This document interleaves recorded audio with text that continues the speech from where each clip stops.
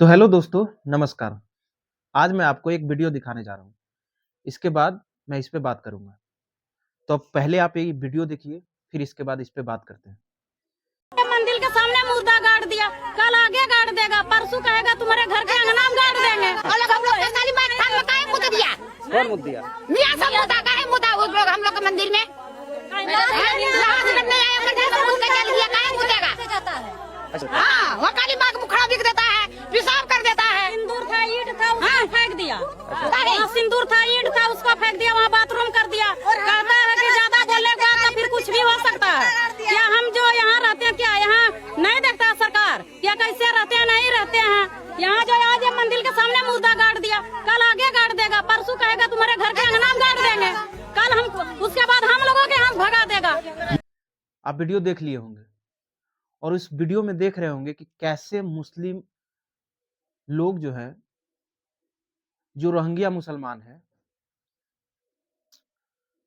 जो धीरे-धीरे बिहार में और बंगाल में घुस रहे हैं। ना कि ओनली बिहार और बंगाल, रोहिंग्या मुसलमान पूरे भारत में धीरे-धीरे घुसपैठिया कर रहे हैं।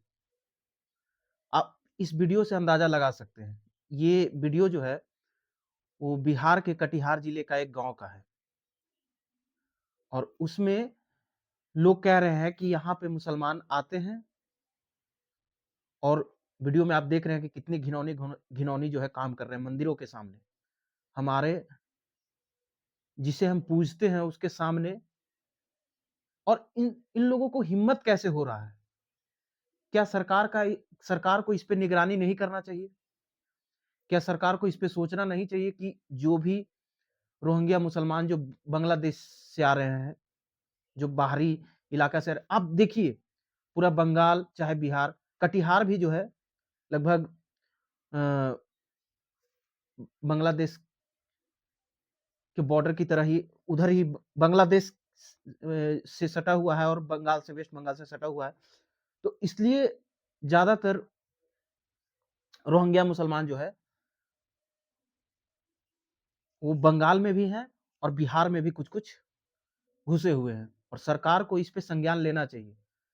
क्योंकि अगर सरकार संज्ञान नहीं लेगी तो फिर धीरे-धीरे जैसे बंगाल में 37% पॉपुलेशन हो गया, वैसे ही बिहार में फिर 50% से ऊपर पार कर जाएगा। क्योंकि हम जानते हैं कि अभी 50% पॉपुलेशन नहीं है और 37% भी नहीं है बिहार में। लेकिन एक बात समझने वाली बात है। अगर जो भी लोग हैं जो समझते हैं बात को, आज से 1946 में जो मुस्लिम देश जो था वो मात्र 6 देश था। 1946 में, आज से ज्यादा 70-75 साल हुआ है। मात्र 6 देश था पूरे वर्ल्ड में, वर्ल्ड मैप पे। लेकिन आज से 100 70-75 1946 के बाद आज 75-76 साल हो रही है और लगभग 57 देश बन चुका है मुस्लिम का।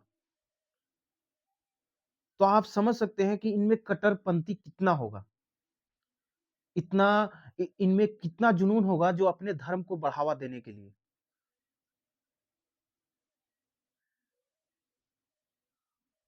और मैं तो सोचता हूं कि हर वो हिंदू को जागना चाहिए जो इन सब चीजों से वंचित है, जो इन सब चीजों से दूर है। मैं उन लोगों को कहना चाहता हूं कि संभल जाइए, समय है, वरना धीरे धीरे उस समाज का उग्रता इतना होगा कि नमाज पढ़ने पे भी आप अपने आप को शर्म महसूस नहीं कीजिएगा। शर्म क्या महसूस होगा? उस समय उनका चरमपंथी इतना हद तक होगा कि आपको नमाज पढ़ने पर मजबूर किया जाएगा।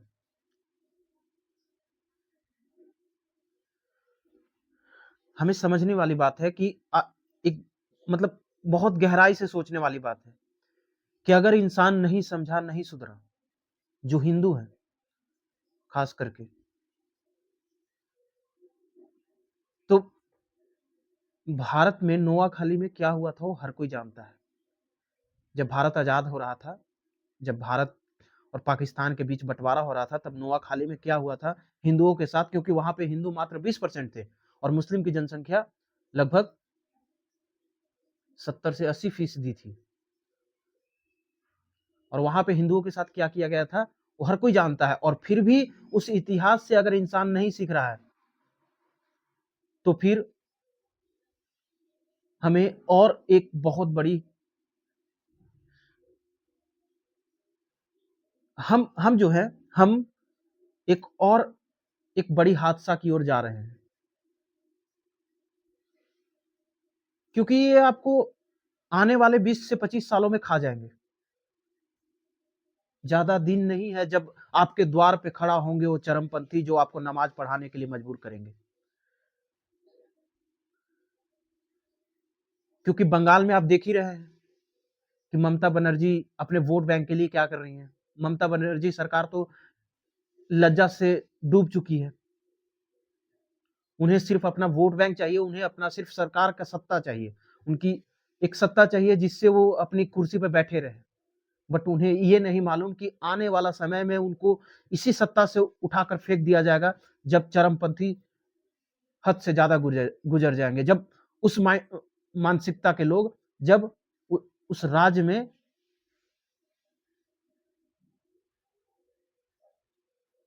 बढ़ोतरी में होंगे तब।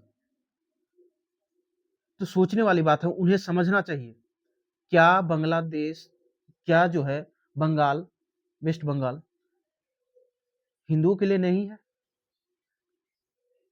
हिंदुओं के लिए वहाँ पे बाबरी मस्जिद के लिए बनाने के लिए एक जगह दे दिया जा रहा है, और हमारे जो हिंदू जो हैं,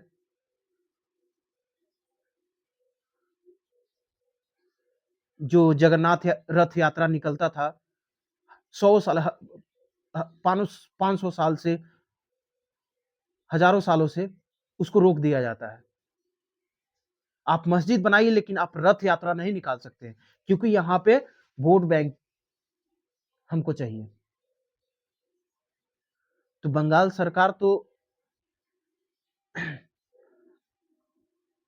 सरकार में शर्म तो है नहीं, लेकिन जो बंगाल में रह रहे हिंदू हैं, उन्हें समझना चाहिए, सोचना चाहिए कि हमें समझना है, हमें किसे वोट देना है, वो सोचना चाहिए। अगर जब तक वो आपसे मेजॉरिटी में कम है, तब तक वो शांति से है। जिस दिन मेजॉरिटी में आए, उस दिन नोआखाली वाला घटना फिर से घटेगा, क्योंकि उनकी मानसिकता आप जानते हैं, और उनके जो कुरान में लिखा हुआ है काफिरों के लिए, वो हर कोई जानता है कि क्या लिखा हुआ है।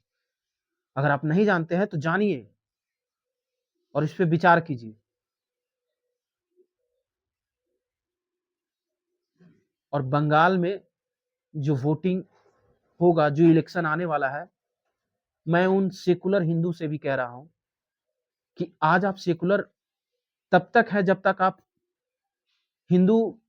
मेजॉरिटी हिंदुओं के बीच में रह रहे हैं। जिस दिन आप उनके बीच में गए, उस दिन आप नमाजी हो जाइएगा और हिंदुओं का नामो निशान मिटा दिया जाएगा। तो मैं बंगाल के हिंदुओं से कह रहा हूं, अपील करता हूं कि आप वोट